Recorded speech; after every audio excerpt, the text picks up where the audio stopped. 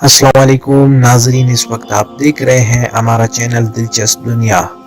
ناظرین، آج ہمارا ٹاپک یہ ہے کہ امام مہدی کا ظہور عنقریب ہونے والا ہے۔ آج اسی تناظر پر ویڈیو بنا رہا ہوں کہ امام مہدی کا ظہور کب ہوگا اور ان کی نشانیات آپ کے سامنے پیش کروں گا۔ تو ناظرین، ویڈیو دیکھنے سے پہلے آپ ہمارے چینل کو سبسکرائب کریں اور ساتھ میں بیل کے بٹن کو دبائیں تاکہ اس طرح کے نئے آنے والی ویڈیو سے آپ آگاہ رہیں۔ تو چلتے ہیں اپنے موضوع کی جانب۔ ناظرین، پچھلی ویڈیو میں امام مہدی رضی اللہ تعالیٰ عنہ کی نشانیات آپ کے ساتھ شیئر نہیں کر سکا، تو اس ویڈیو میں آپ کے ساتھ شیئر کرنے جا رہا ہوں۔ نمبر 1، پہلے سیاہ جھنڈی نکلیں گی۔ نمبر 2، پھر غزوہ ہند ہوگا۔ نمبر 3، پھر ہندوستان میں ہندوؤں کا قتل عام ہوگا۔ پھر ہندوستان میں دین کے بدخواہ لوگ کا قتل عام ہوگا، جس سے گستاخ اور لعنتی قیدیانی وغیرہ۔ پھر تیسری جنگ عظیم شروع ہوگی۔ پھر قسطنطنیہ مسلمانوں کے ہاتھوں سے نکل جائے گا۔ پھر سفیانی کا ظہور ہوگا۔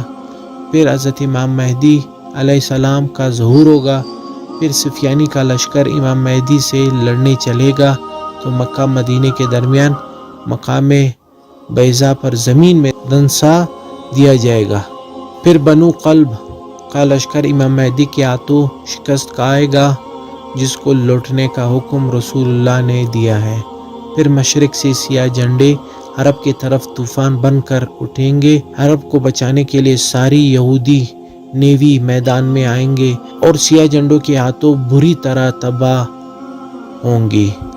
پھر حجاز مقدس کا محاصرہ توڑنے کے لیے خلیج فارس کے نزدیک سیاہ جھنڈے دجالیوں سے بڑا زبردست معرکہ لڑیں گے اور محاصرہ توڑ دیں گے۔ پھر یہی لشکر امام مہدی علیہ السلام کے بیعت کے لیے آگے بڑھے گا اور راستے میں نجد شہر ان کی طوفانی یلغار کی لپیٹ میں آ جائے گا۔ پھر یہ لشکر امام مہدی کے ہاتھ پر بیعت کرے گا۔ پھر یہ عربوں سے خزانہ طلب کریں گے، وہ دینے سے انکار کریں گے۔ پھر یہ سیاہ جھنڈے والوں کے ہاتھوں بری طرح قتل ہوں گے۔ ان کے قتل عام کے دوران سیاہ جھنڈے عرب کے ریت کو عربوں کے خون سے تر کر دیں گے۔ اس خوفناک قتل عام کا ذکر حدیث مبارکہ میں بھی ملتا ہے۔ یہی وجہ ہوگی کہ عرب بہت کم رہ جائیں گے۔ پھر عرب بھاگ کر مکہ اور مدینہ میں پناہ لیں گے اور اپنے جان بخشنے کے لیے خزانہ دینا چاہیں گے، لیکن سیاہ جھنڈے لینے سے انکار کر دیں گے۔ پھر سیاہ جھنڈوں کے اگلے یلغار کا نشانہ مصر بنے گا، جس کا ذکر حدیث میں ملتا ہے۔ پھر ایران کی باری آئے گی، لیکن ایران اطاعت قبول کر کے جان بچائے گا۔ پھر رومی اپنے وہ لوگ جو اسلام قبول کر چکے ہوں گے واپس مانگیں گے۔ نہ دینے پر رومیوں کے 80 جھنڈے سیاہ جھنڈوں سے لڑنے کے لیے نکلیں گے۔ ہر جھنڈے تلے 60,000 رومی ہوں گے۔ ان کی اتنی تعداد دیکھ کر سیاہ جھنڈوں میں سے 1/3 بھاگ جائیں گے، جن کی توبہ اللہ کبھی قبول نہ کرے گا۔ پہلے دن مسلمان ایک جماعت کو لڑنے بھیجیں گے، ساری جماعت شام تک شہید ہو جائیں گی۔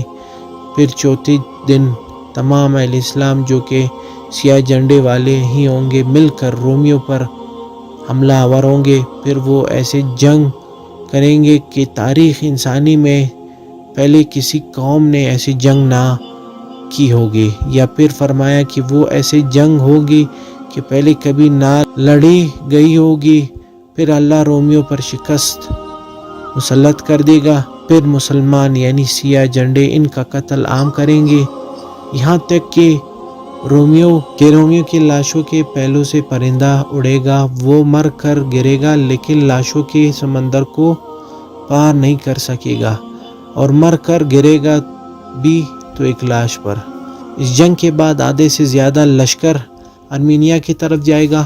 سیاہ جھنڈے ارمینیا پر آندھی، طوفان اور بلا بن کر نازل ہوں گے، اور ارمینیا کو وہ تباہی دیکھنے پڑیں گی جس کے سامنے بائبل و نینوا اور بغداد کے قصبے بھی بیت جائیں گے۔ اس کا ذکر حدیث مبارکہ میں ملے گا۔ لشکر وہاں سے ہوتا ہوا امام مہدی سے مل کر قسطنطنیہ کا محاصرہ کرے گا۔ اللہ سیاہ جھنڈوں کی جہاد کو صلاح دے گا کہ ان کے نعروں سے ہی قسطنطنیہ فتح ہو جائے گا۔ پھر سیاہ جھنڈوں کا کچھ لشکر یورپ کی طرف نکلے گا، اور جب یہ یورپ کے دہلیز پر پہنچے گا تو پوری یورپ میں کوہرام مچ جائے گا۔ لیکن یہ خبر بھی پہنچ جائے گی کہ دجال نکل آیا ہے۔ پھر یہ لشکر وہاں سے انتہائی تیزی سے واپس آئے گا۔ ان کی رفتار انتہائی تیز ہوگی۔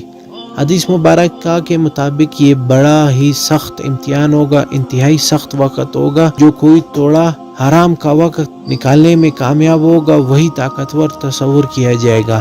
آتے ہیں عرب میں وہ رومی جو دجال سے ملے ہوں گے، ان پر 3 جگہوں سے شب خون ماریں گے اور ان میں سے کوئی بھی بچ کر واپس نہیں جائے گا۔ پھر مسلمان دیکھیں گے کہ حضرت عیسیٰ تشریف لائیں گے اور دجال انہیں دیکھ کر پانی میں نمک کی طرح پگھلیں گے۔ پھر وہ وہاں سے بھاگے گا اور مقام میں لات پر حضرت عیسیٰ کے ہاتھوں قتل ہوگا۔ پھر یہودیوں کا سیاہ جھنڈے والے قتل عام کریں گے۔ یہی وقت ہوگا جب مومنین مشرق سے لے کر مغرب تک فتوحات کے جھنڈے لہرا رہے ہوں گے، اور اللہ نے سورۃ بنی اسرائیل میں جو وعدہ فرمایا تھا پورا ہوگا، یعنی کفر سرکشی کرنے والے کوئی بھی بستی ایسی نہیں جسے ہم روز قیامت سے قبل ہی تباہ و برباد نہ کرے۔ پھر حضرت عیسیٰ کو حکم ہوگا کہ وہ کوئی طور پر جا کر قلعہ بند ہو جائے۔ یاجوج ماجوج نکل کر فتنہ عظیم پھیلائیں گے۔ اللہ تعالیٰ ان پر اپنا قہر نازل کرے گا اور ان پر نفع نامی کیڑا لگ جائے گا اور ہلاک ہوں گے۔ پھر 7 سال تک مسلمان امن و امان سے رہیں گے۔ امن اتنا زیادہ ہوگا کہ بچے شیر کو بھگا دے گا، جہاد ختم ہو جائے گا، تلواریں دھرتیاں بن جائیں گے، شیطانیات تباہ ہو چکی ہوں گی، اور شیطان کو جو قیامت تک کی مہلت دی تھی ختم ہوگی۔ پھر ایک نرم ہوا چلے گی جس سے دنیا میں اسلام ختم ہو جائے گا۔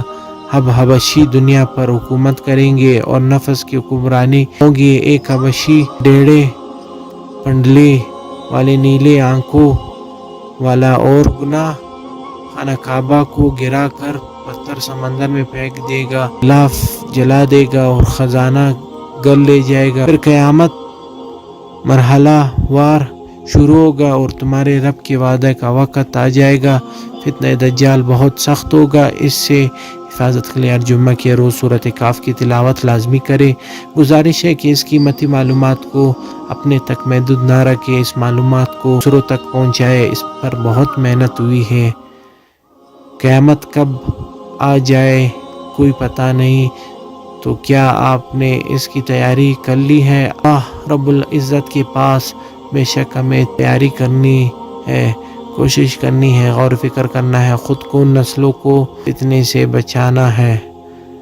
ویڈیو پسند آنے کی صورت میں لائک کریں اور دوسروں کے ساتھ بھی یہ ضرور شیئر کریں تاکہ ہمارے مسلمان بھائی ان باتوں سے اور ان نشانیات سے آگاہ رہے اور موجودہ دور کے جو فتنے ہیں ان سے بھی بچے رہیں۔ اگر ہمارے سے کوئی غلطی یا کوئی کوتاہی ہوئی ہو اس ویڈیو میں کوئی انفارمیشن، تو آپ پلیز ہمیں کمنٹ میں آگاہ کیجیے گا۔ تھینک یو جی، اور اس ناچیز کو اجازت دیجیے گا۔ تب تک کے لیے اللہ حافظ۔